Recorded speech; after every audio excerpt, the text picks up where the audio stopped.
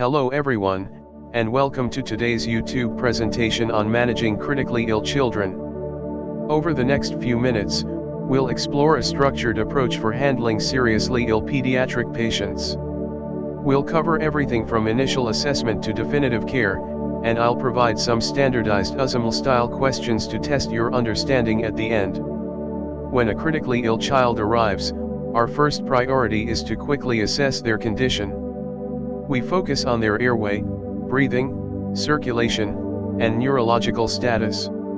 For airway and breathing problems, we might be dealing with severe pneumonia, bronchiolitis, or upper airway obstruction.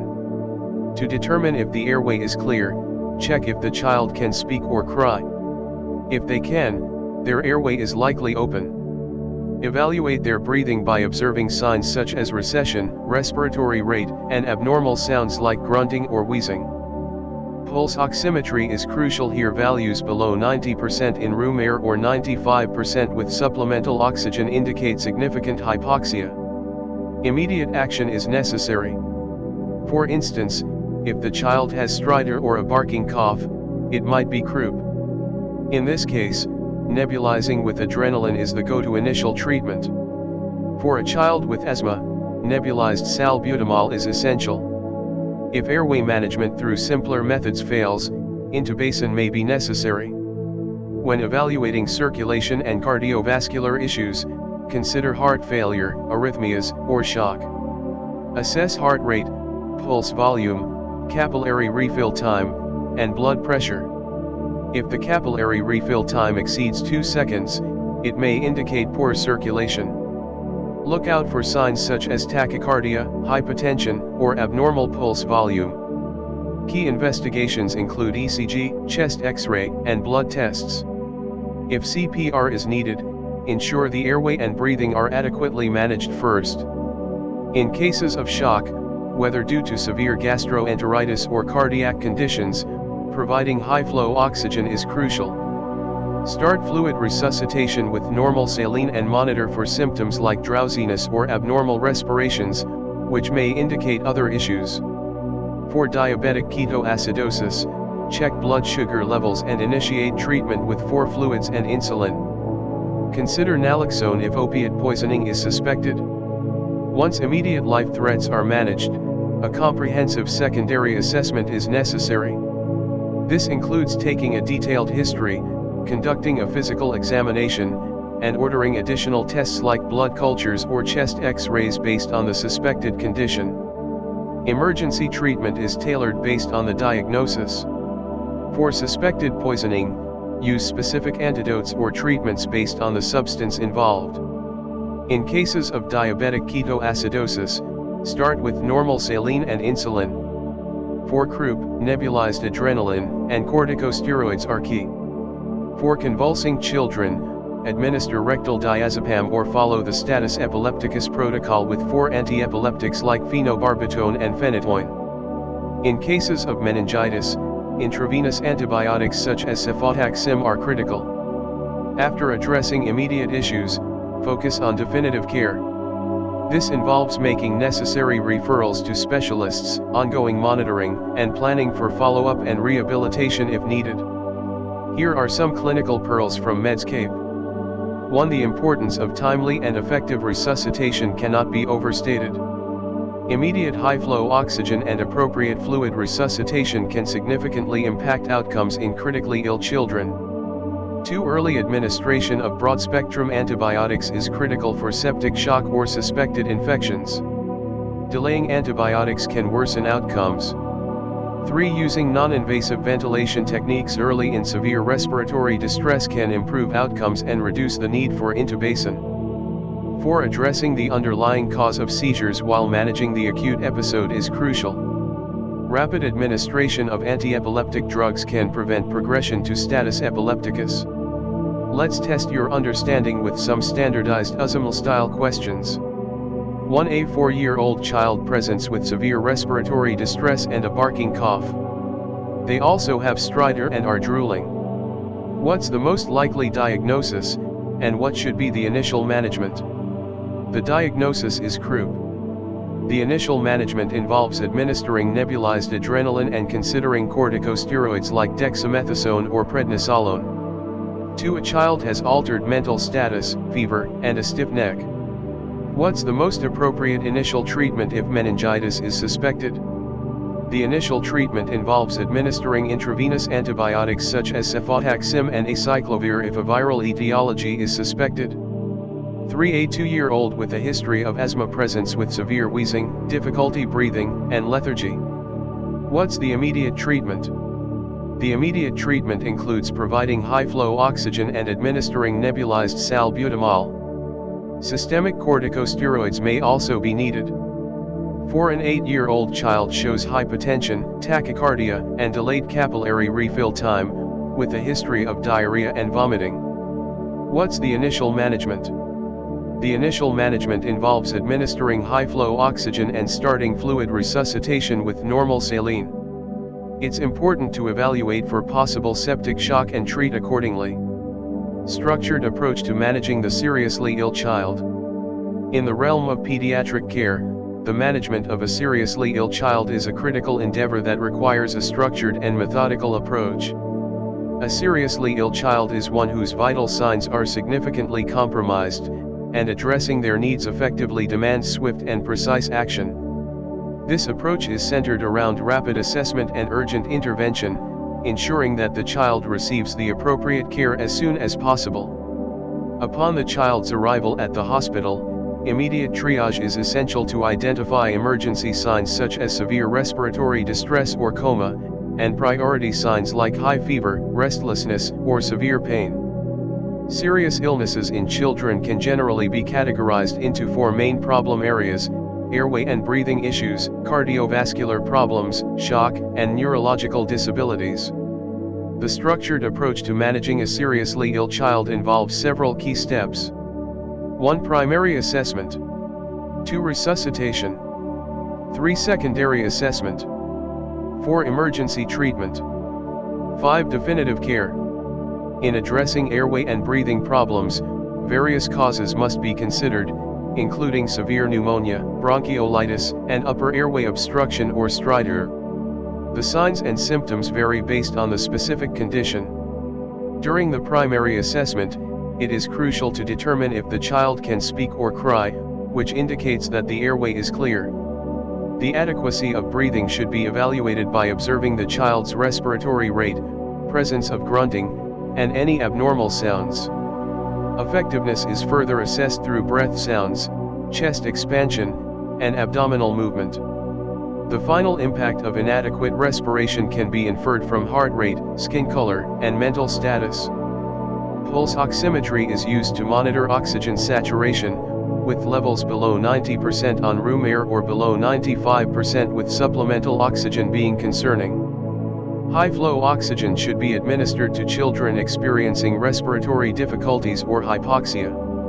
If ventilation remains inadequate, back valve mask ventilation or intubation might be necessary. For conditions like severe stridor with a barking cough, nebulizing with adrenaline may be effective. If a foreign body is suspected, especially following inhalation, prompt referral to an ENT surgeon is required. Children with a history of asthma may need nebulized salbutamol and oxygen. Cardiovascular issues in critically ill children often involve heart failure or arrhythmias. In assessing these conditions, heart rate, pulse volume, capillary refill time, and blood pressure are crucial indicators. Observing signs such as tachycardia, bradycardia, abnormal pulse volume, or blood pressure irregularities is essential. Additional signs to monitor include hepatomegaly, murmurs, and peripheral edema. The effects of circulatory inadequacy should be evaluated by examining the respiratory rate, skin appearance, mental status, and urinary output. Investigations might include urea and electrolytes, chest X-ray, ECG, full blood count, and blood culture. Management involves addressing airway and breathing issues before initiating external cardiac massage. If cardiac output does not improve with CPR, it is necessary to reevaluate the adequacy of airway and breathing support. Shock, characterized by inadequate circulation, can be caused by severe gastroenteritis, diarrhea, or cardiac disease.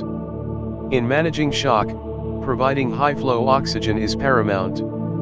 Venous or intraosseous access should be established, and an infusion of normal saline should be administered. For drowsy children with sighing respirations, checking blood sugar and acid-base balance is important. Treating diabetic ketoacidosis involves administering for normal saline and insulin. In cases of unconsciousness with pinpoint pupils, opiate poisoning should be considered, and naloxone should be administered. Gastrointestinal symptoms that lead to shock may require surgical intervention. Fluid boluses should be given if the initial one is ineffective, and 4 antibiotics may be necessary if no obvious fluid loss is present. Neurological disabilities can arise from conditions such as status epilepticus, meningitis, encephalitis, strokes in sickle cell disease, or cerebral malaria. Signs of neurological disability include altered consciousness, convulsions, altered pupil size and reactivity, abnormal posture, meningism, papilledema, and hypertension. Investigations should include urea and electrolytes, blood sugar, and blood culture. Management involves administering 5 ml/kg of 10% dextrose for low blood sugar and using rectal diazepam for prolonged seizures. If convulsions persist, following the status epilepticus protocol with phenobarbital, phenytoin, and midazolam may be necessary. Raised intracranial pressure, if present, should be managed with mannitol. For a child with depressed consciousness and convulsions, meningitis should be considered, and cefotaxime or aciclovir should be administered. Systemic causes of serious illness include poisoning from substances such as kerosene, corrosives, pesticides, or paracetamol, as well as hypoglycemia, diabetic ketoacidosis, and angioedema. Symptoms associated with these conditions can include rash, fever, abdominal pain, vomiting, and excessive thirst. Signs such as severe dehydration, deep and rapid respiration, ketones on the breath, and abnormal pupil reactions are indicative. Treatment should be tailored to the specific cause, with emergency treatment for poisoning and normal saline and insulin for diabetic ketoacidosis. Non-pharmacological treatments involve reassuring and consoling the child and working as a team. Pharmacological treatments may include supplemental oxygen, lorazepam or diazepam for convulsions, cefotaxime for suspected meningitis, nebulized adrenaline, dexamethasone or prednisolone for suspected croup, and a range of medications for suspected asthma. Ultimately, the management of a seriously ill child requires a careful, structured approach, with referral to appropriate specialists as needed to ensure comprehensive and effective care. Quick recap. Ladies and gentlemen, let's review a critical aspect of pediatric care, the management of seriously ill children. When a child's vital signs are compromised, it is essential to have a structured approach to ensure they receive the best possible care. A seriously ill child requires immediate and focused attention. The first step in this structured approach is rapid assessment upon arrival at the hospital. This involves identifying both emergency signs, such as severe respiratory distress or coma, and priority signs like high fever, restlessness, or severe pain. We can broadly categorize serious illnesses into 4 areas: airway and breathing issues, cardiovascular problems, shock, and neurological disabilities. Each of these areas demands specific attention and intervention.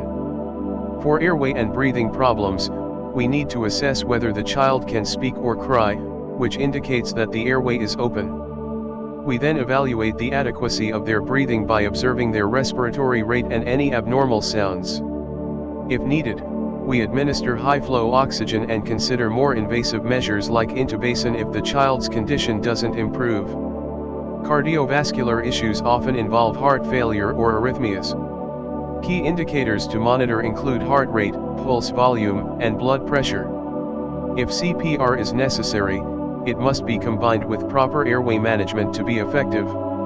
Shock is another critical condition, often caused by severe gastroenteritis or cardiac disease. Immediate resuscitation with high-flow oxygen and intravenous fluids is essential. We also need to assess and treat any underlying conditions, such as diabetic ketoacidosis or opiate poisoning. Neurological disabilities, which might include conditions like status epilepticus or meningitis, require careful observation of consciousness levels and other symptoms. Appropriate treatment, including medications and possibly surgical intervention, is crucial based on the specific diagnosis. Lastly, systemic causes such as poisoning or diabetic ketoacidosis require tailored treatments. Emergency responses should focus on addressing the specific poison or condition effectively. In managing these seriously ill children, it is vital to employ both non-pharmacological and pharmacological treatments while working as a cohesive team. Each step in the process, from initial assessment to definitive care, must be carried out with precision and compassion. In conclusion, managing a seriously ill child demands a well-structured approach to ensure they receive prompt and effective care. Let us remain committed to providing the highest standard of care, guided by a clear and systematic strategy. Thank you for joining me today. Managing a seriously ill child requires a swift, organized approach and careful intervention. If you have any questions or need further clarification, feel free to leave a comment. Don't forget to like, subscribe, and hit the notification bell for more content. See you next time.